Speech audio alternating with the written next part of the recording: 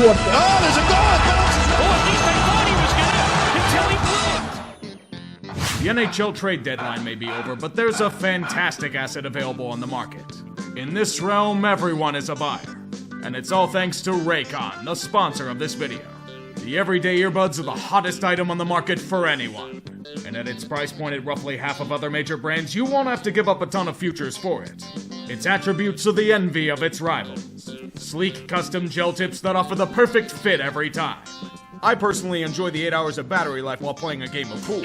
And don't forget those customizable sound profiles and seamless earbud tap functions. There's a reason why the everyday earbuds have over 50,000 5-star reviews.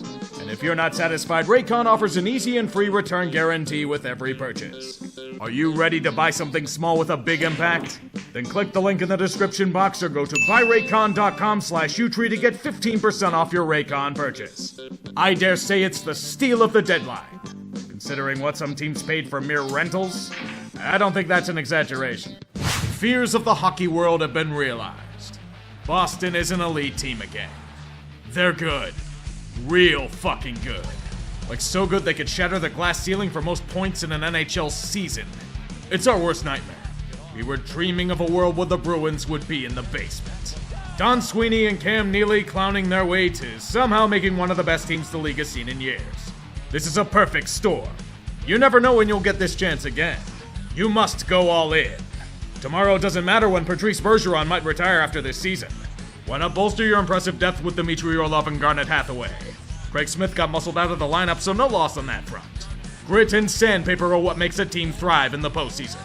Hathaway is one part, but the next is a man named Bertuzzi. Tyler Bertuzzi, in fact. Imported from Detroit to lead them back to what was tasted but not acquired in 2019.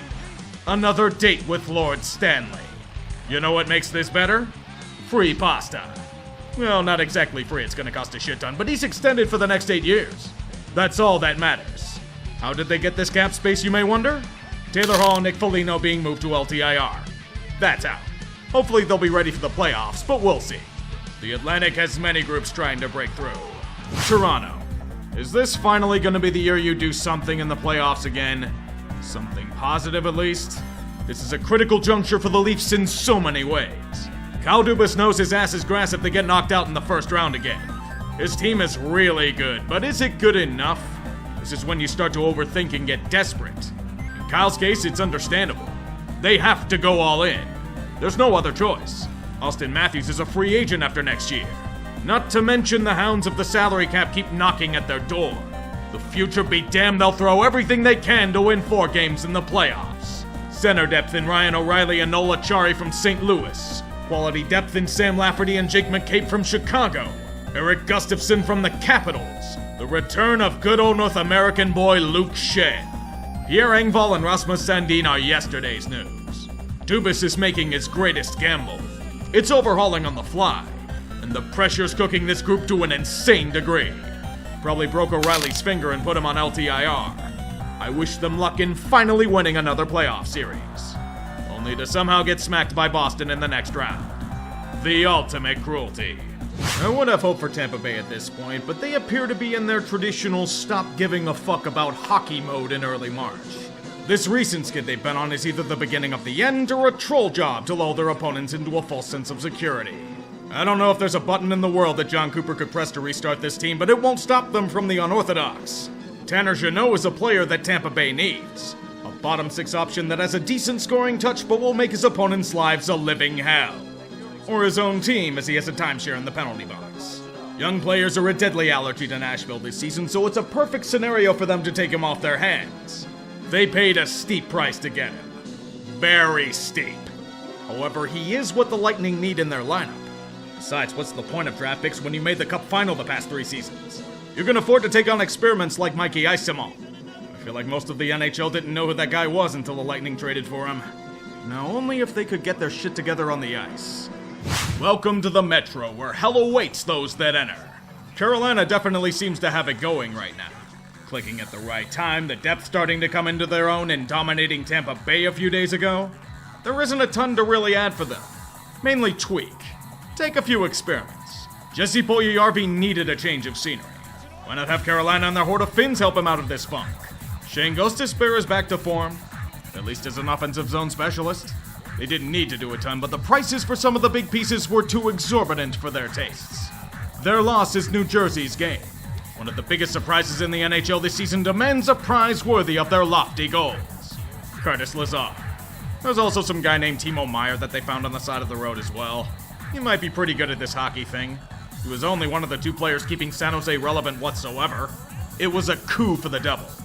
They didn't have to give up either Dawson Mercer or Alex Holtz to get it done. Mainly players not in their short-term plans and a few draft picks. That in and of itself is success. If they get him extended, that's a question for the future.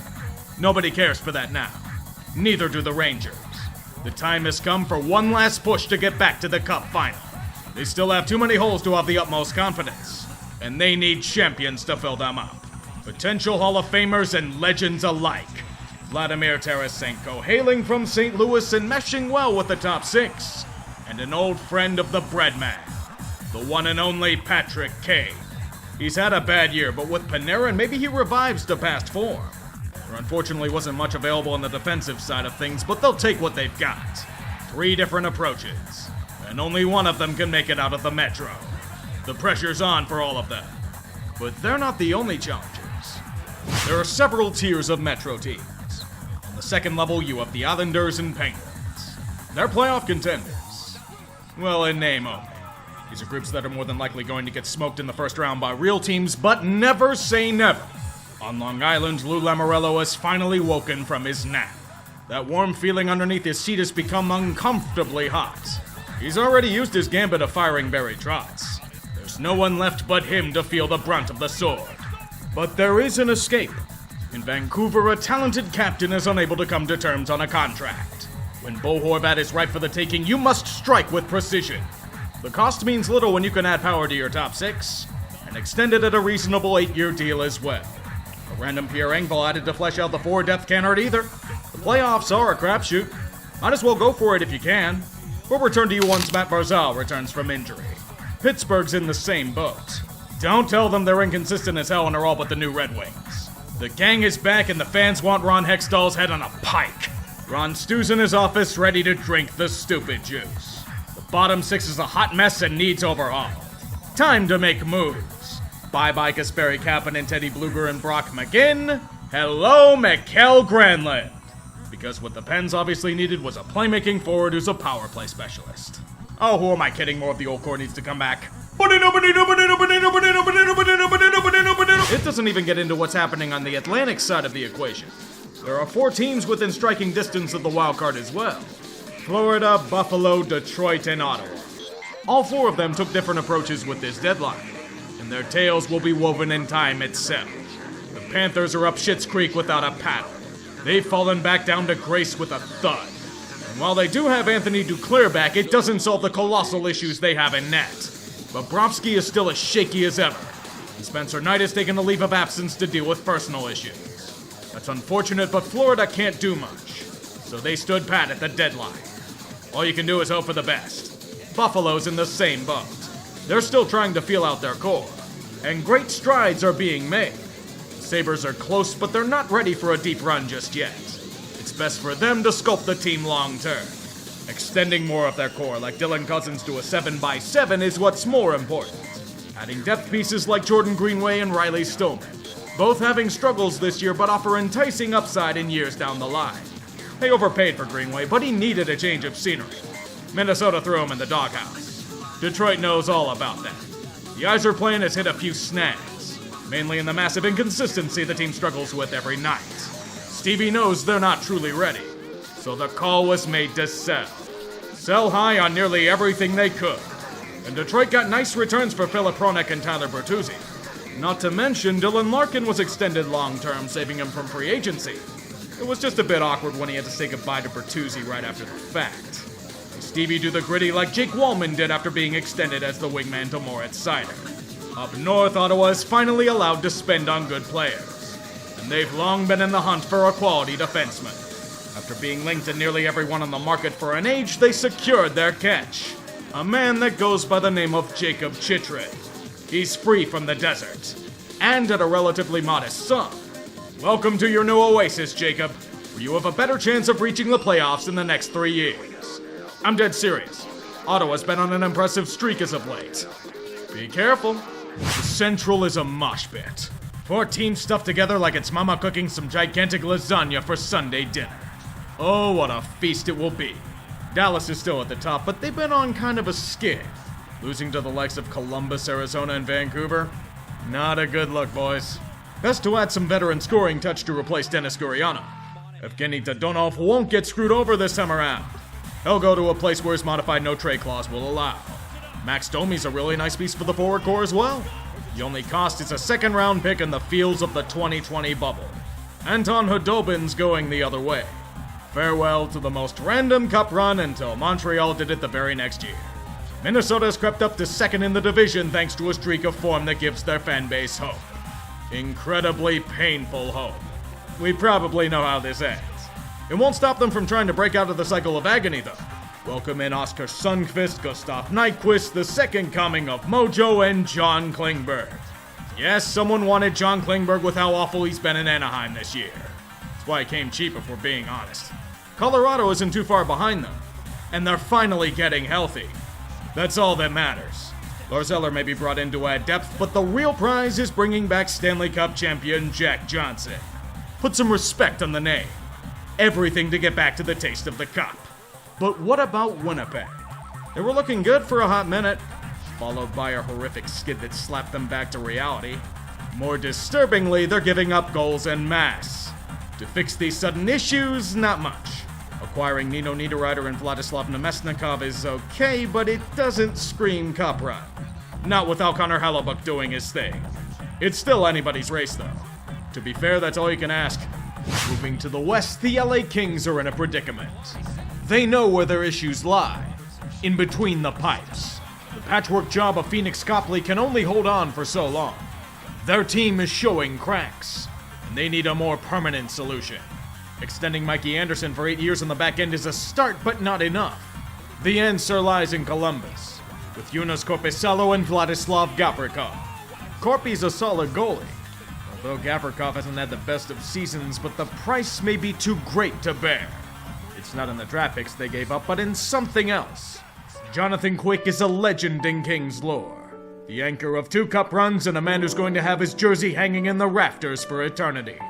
But that's in the past. And this year he's been a liability in net. If analytics are to be believed, one of the worst goalies in the league. Mr. Quick, it's been a pleasure, but it's time to move on. I know you're gonna take it hard, but it's for the best for all of us. We're sorry, John. May your travels take you to greener pastures. Don't worry about Quick. Columbus flipped him over to Vegas, so we'll get a chance at another playoff push. You may be asking why Vegas? Check their injury report. Logan Thompson and Laurent Blessois are out for the foreseeable future. And that's only in net. Don't look at what happened to Mark Stone and William Carrier. Not good, Vegas. Not good. They're running out of resources to go balls out every year. And I think they realize that it's best to just make smaller moves this time around. They got some quality, though. Teddy Bluber and Ivan Barbashev are upgrades for the bottom 6. If they can get to the playoffs, maybe the dice will finally roll their way. Seattle's in the same boat. Unfortunately for them, they could not find goaltending help at the deadline. They're stuck with glorified Russian roulette in net. All they got was Jacob Magna from San Jose, but for them it's more about the novelty of making it to the dance. Whatever happens from there is house money. But what about Edmonton? With their deep run last year, they have the chance to push the envelope in a weak year for the West. However, they need help in doing so, especially on the back end. They were long in talks to get Erik Karlsson from San Jose, but the price was way too steep for their liking. He's also not what they truly need. They need a defensive stalwart, and best to look to Matthias Ekholm in Nashville for that. It's a risky move, especially with his aging contract, but his strong defense could be what the Oilers finally need to break through to a cup appearance. It cost a good bit of quality futures in Tyson Barrie, but it needed to be done. Nick Bjugstad has had a revival of his own in Arizona, so best to get him as well. One more thing, Jesse Puljujärvi is finally free from Alberta. He was never gonna work here. It was honestly long overdue. The Calgary Flames are one of the more infuriating franchises in the NHL. Everything they do should signify a much stronger team on paper. Years of underachieving finally overcome by a playoff push. only to be forced to overhaul a core that should have been overhauled earlier, just to go back to woeful underachieving. The West is wide open. Why are you shitting the bed so hard? This is no ordinary pain. This is a collapse in all aspects. The fossil of Daryl Sutter expiring like milk in the desert. Drama abound as he refuses to change goalie deployments. Even though Jacob Markstrom has been struggling big time this season. Losing in nearly every way imaginable. I mean every way. Being blown out from the get-go or dominating their opponent only to somehow lose the game in hilarious fashion. Their only real accomplishment on the season was trading the Ritchie brothers for one another. What else would there be? Stifling Jonathan Huberdeau so much that his agent is ripping Sutter on Twitter? It went from playoff hopefuls to absolute misery in about a month. And the worst part is that this will all be blamed on overhauling the core instead of Markstrom not playing like an elite goalie. I was wrong. Last year didn't become the norm for Calgary. It was a fluke. There comes a time in life when you must admit defeat. And the best chances to secure a Stanley Cup have gone to the dustbin of time. It may be a simple reload for next year and maybe a full-scale rebuild. But there's dignity in recognizing this isn't your time. 3 teams are on the fringe of success, but know they'll get smoked in the first round if they somehow make the playoffs. The Capitals are selling for the first time in what seems to be an age. Saying goodbye to longtime vets like Dmitry Orlov and Lars Eller, Garnet Hathaway, Eric Gustafsson, and Mojo. Again, they got a nice haul of draft picks and secured Rasmus Sandin from a desperate Toronto, so more of a reload for them. St. Louis is in the same boat. Craig Berube literally ripped on them for showing no heart or passion a few weeks ago. That's a sign where it's time to wave the white flag. A lot of expiring deals with guys they knew they weren't going to sign, so get what you can and move on. Shedding Ryan O'Reilly and Vladimir Tarasenko is tough as hell, but needed to be done. They do have 3 first-round picks to play with now, plus a Jakub Vrana and Kasperi Kapanen to try and revive to past form. It's painful, but with how inconsistent they weren't doing shit. Nashville, though, they get a bittersweet ending. The only thing keeping them relevant is Jussi Saros. We saw how useless they were without him last year. The writing had long been on the wall. They had to finally start stripping it down. And they did what they could.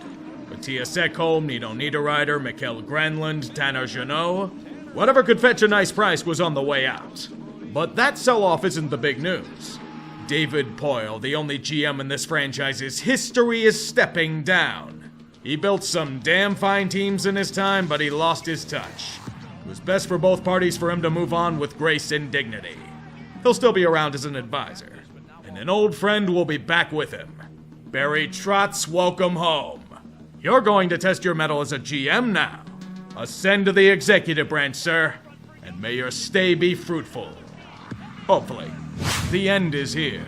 San Jose has admitted that they need to rebuild. And it's going to be painful. With those contracts they're locked into, buckle up. Timo Meier is just the start. The market for his services was leaner than expected, so the Sharks had to settle for a bulk return for him. To be fair, they were never going to sign him, and there are interesting pieces coming back in return. But no matter what they got, the admission of defeat is always the hardest to swallow. Erik Karlsson, despite endless rumors, was not traded this deadline. But I fully expect him to be shipped off for a haul in the offseason. If you can get out of his contract at peak value for flexibility, you damn well do it. I just hate that it had to happen like this. It sucks. While some are merely trying to reload, there are teams out there merely wishing to sell off whatever the hell they can. Gary Bettman proudly stated that no teams are openly tanking in the glorious NHL. He conveniently ignored Arizona and Chicago in that statement. Maybe he memory holed them from his existence like we all wish we could do. All of Blackhawk fandom mourns the final gasp of a dynasty. It's been long infested with disease and tainted with a horrible strain of corruption, but those are still their memories. Patrick Kane and Jonathan Toews are no longer what they were, but the time has come to say goodbye. Patrick Kane is gone. He's moved east to New York for another shot at glory. And it was the only place he'd go, thus giving Chicago no leverage. Toews, however, he might not be able to play again. Long COVID has been fucking with his physical condition. With there not being much left to prove, he may just hang up the skates. Along with Kane, many other pieces were sold off as the only thing left is Nikita Zaitsev's awful contract. Gary Bettman immediately closes up the curtain to reveal an even more blatant tank job. Hockey's answer to the process is taking place in Arizona. Because that franchise hasn't been enough of an embarrassment over the past 2 decades. Their LTIR team is the stuff of legends. The contract of Shea Weber acquired for the back end. Salary retained on Patrick Kane to get another valued draft pick. The contract of Jakub Voracek eaten from Columbus as he's been destroyed by concussions and will unfortunately never play again. Over half of their salary cap hit is on players who don't fucking play for them. They took a lesser offer from Ottawa for Jacob Chychrun because they didn't have to retain salary. Their only logic is being the tank of tanks. And proof that Gary Bettman uses this franchise as a tax write-off for the league. God hates us all, which means that Connor Bedard will be a Coyote in 6 months' time. Although they could really use a goalie for their LTIR team. Carey Price would be a good get. At least the two teams I previously mentioned actively embrace being shit. What about those that fancy themselves as legitimate contenders despite all metrics pointing to the contrary? You get the two biggest disaster scenes in the NHL. Coming to you live from Vancouver and Philadelphia, a live report on the outright shit shows taking place. Somehow Chuck Fletcher still has a job, which is perfect for a team owned by Comcast. They don't do anything about a serious problem until it's months too late. Here's the scenario. JVR is an impending free agent, and there's some buzz for his services. You are Chuck Fletcher. You sit by the phone waiting for a date to call you. There's even a chance to ship him to Detroit at the 11th hour, but alas, there is no hope. Pants were shat. Little was done. A pittance in return for the glorious aggressive retool. No wonder why Fletcher regrets that term now. But Vancouver, their lack of vision is now headed into overdrive. It was obvious they weren't able to afford Bo Horvat, so they shipped him off for anything they could. But instead of the rumors of further selling and reloading to try and salvage anything in this window, they choose to buy. And who they bought was Philip Hronek, an offensive defenseman who's not known for defensive prowess. Because the Canucks don't have enough defensively challenged players in their system right now. Here's the real problem with this trade. Thanks to it, they're now over the cap for next season. They have to pay several RFAs. They're screwed. There were rumors of teams wanting JT Miller, but they apparently didn't want draft picks? Do you realize this might be the deepest draft class in league history? Sure, keep embracing that major surgery, JR. It's so half-assed it's being done in an alleyway. At least most of the other teams still have a shot at doing something. These two? Good lord. Connor Garland off Besser's stick. Olmark is gonna try it, and he scores!